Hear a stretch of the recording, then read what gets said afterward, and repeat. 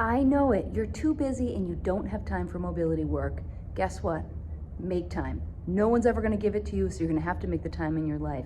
And let me tell you, it doesn't have to be the most epic cars you've ever done in your life. Just get your body moving. The best part about this routine is you can break it into individual segments and sneak one 30-second bit in at a time throughout your day, or you can just bang it all out in 6 minutes in one fell swoop. Let's get to business and see how long it really takes. Cervical cars, pin the ribs and take 2 rotations to the right. Really try to carve out and search for your end range. While you're practicing your cars at home, if you hit a sticky spot, feel free to go through that spot over and over a couple of times until it starts to feel better. Other direction. We've got more detailed cars videos in our archives. You can always go through there if you want to learn a little bit more how to execute each of these movements to the best of your ability and how to block out your compensations. Scapular rotations, 2 clockwise, 2 counterclockwise. If scapula are a big issue for you, then make sure you take it not just in the one direction, but at all different angles so that you can continue to load and find mobility in your shoulder blades no matter where you're using your shoulder or your arm. Through the thoracic cars, remember that we're really focusing on moving the stuff that has a rib attached. All my yogis want to drop their heads back here. Keep your neck out of it. Your neck is not a torso. 2 rotations to the right. Find that max lateral flexion. Reach for your maximal spinal extension. Rotate, bring the body around.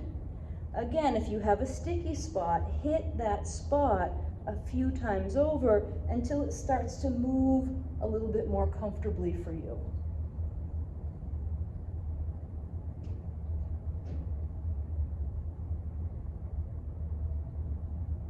When I'm short on time, I don't like to miss my cat and cow, so I always take it in an elevated position, tucking and rolling up from bottom to top.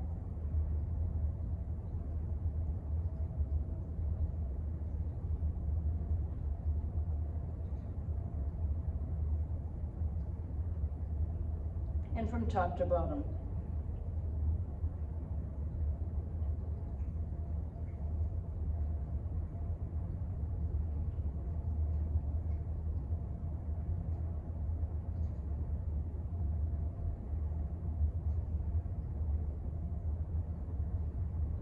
In a pinch, all of your arm cars can be done 2 at a time.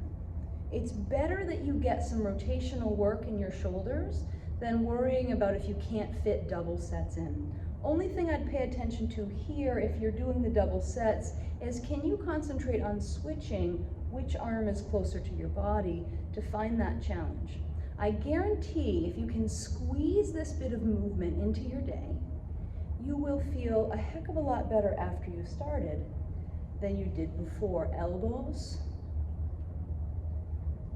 For you in your own practice, if you have a particular area in which you struggle, always take the time to do repeat sets, to begin to load those cars, or to pretend you're loading those cars to create more resistance. Good quality cars times 1,000 every day for your sticky spots. This spring when I rolled my ankle, I did ankle cars on that foot. I mean, I had to have done at least 500 rounds every single day. Hip cars, you'll mostly want to watch in the mirror if you're following along here, as I know you can't see on the bottom of your screen. Notice how little hip extension I have, if any. Make sure as you do these cars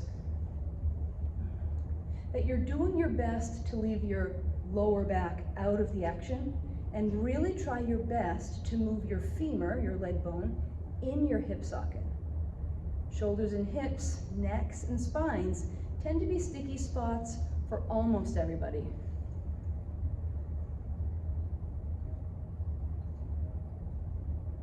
Look at that. We're under 5 minutes, and we've almost completed some rotations, a minimum of 2, in every single part of your body. Do you have 5 minutes in your life? Do you have 6 minutes in your day to relieve pain, to improve the connection you have between mind and body, knee cars, rotating clockwise, and then rotating counterclockwise? Since I'm practicing on my own, I'll take my ankle cars right here. Obviously, when we're doing these rotations, slower is always better. So when you have the time, take the time. But remember, some is better than none if you just don't have it. If you can't carve the time in, or maybe somebody just left the conference room and you can whip out a little knee cars underneath the table so that trick knee of yours feels better when you take the stairs after work. Last but not least, we're never going to forget the toes. Spread them all and practice big toes up and down, toes up and down, little toes up and down, up and down. Everybody up. Piano toes from the outside.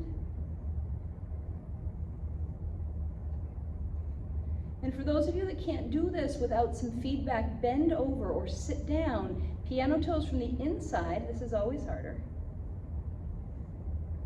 Put some fingers on your toes so that you can make them do the work. Everybody up, everybody wide, together, and down. If you can't find time, make time. There's nothing that matters more than you feeling better.